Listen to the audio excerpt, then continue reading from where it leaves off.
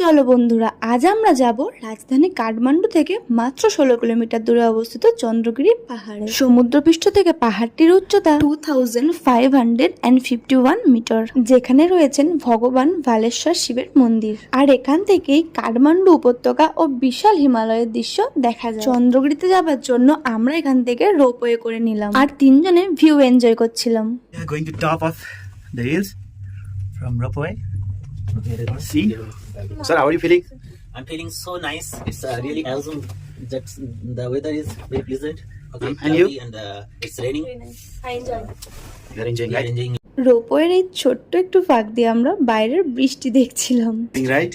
Yeah, there is temple. Yeah.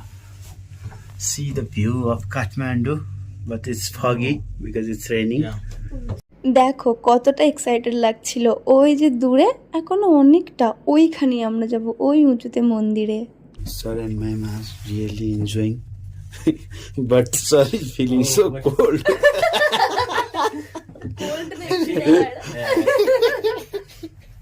What happened? It's shaking. It's shaking.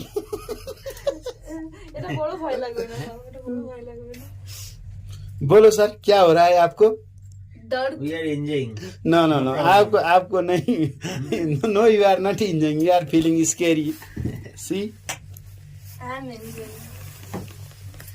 ভিউগুলো just দেখো, অপূর্ব সুন্দর লাগছিল, তাই আমরাও কয়েকটা ফটোশুট করে নিলাম। আমরা তো ওপরে চলে এলাম, কিন্তু জানো আসার পরই মনটা না ভেঙে গেল। চারদিকের এত সুন্দর ভিউ, কিন্তু কুয়াশা, ঝিরিঝিরি করে বৃষ্টিও হচ্ছিল। আর ওপরেই ছিল একটা সুন্দর ক্যাফে।